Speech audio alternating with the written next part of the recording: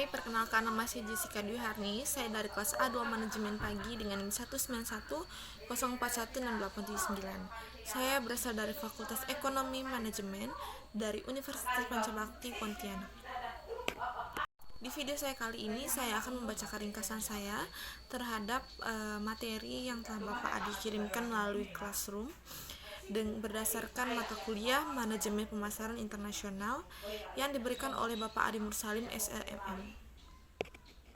Strategi pemasaran produk ke luar negeri untuk ekspansi bisnis.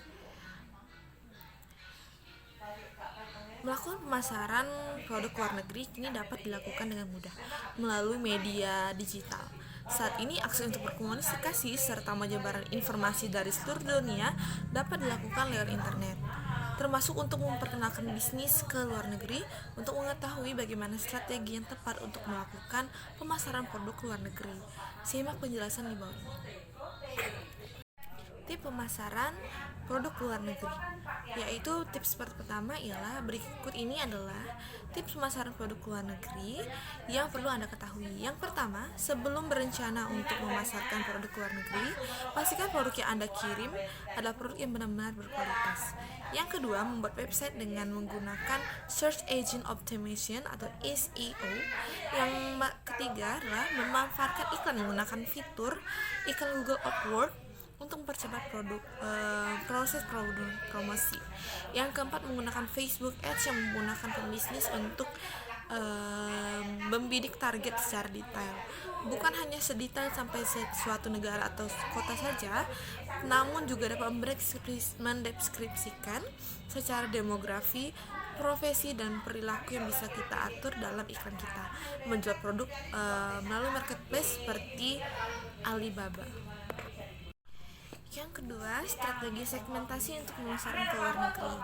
Untuk memasarkan produk ke negara lain, diperlukan langkah-langkah yang pada prinsipnya sama dengan langkah menyiapkan marketing plan di dalam negeri. Salah satunya adalah mempersiapkan strategi segmentasi. Pemasaran produk luar negeri berarti memperluas segmentasi geografis pemasaran produk. Dengan begitu tentu saja akan ada konsekuensi terhadap pasar yang dibidik, sehingga perlu dilakukan review kesesuaian antara produk yang akan dijual dengan pasar setempat.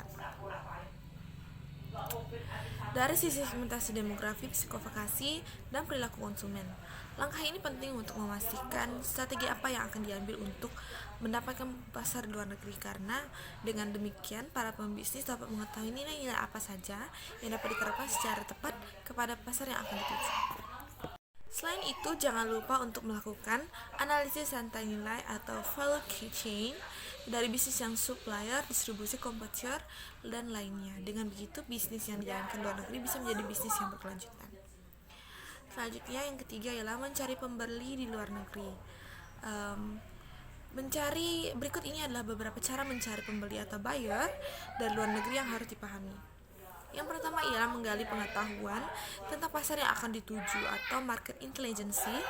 Salah satu cara yang dapat dilakukan adalah dengan melakukan survei pasar untuk mendapatkan data mengenai kondisi pasar, produk sejenis di pasaran, harga kompetitor, mutu barang, dan lainnya. Yang kedua ialah memperhatikan kualitas produk dan memastikan bahwa produk telah memenuhi standarisasi internasional sebelum melakukan ekspor. Standarisasi internasional dapat menjadi cara untuk menyesuaikan produk yang akan dijual dengan kondisi negara yang hendak dituju.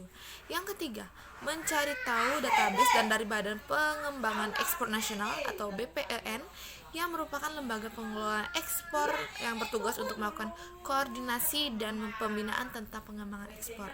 Yang keempat, mencari tahu database dari kedutaan besar negara asing di Indonesia yang biasanya memiliki perwakilan asing yang dapat membantu para pembisnis dalam menemukan dengan tepat siapa saja orang yang harus dihubungi untuk melakukan kegiatan ekspor.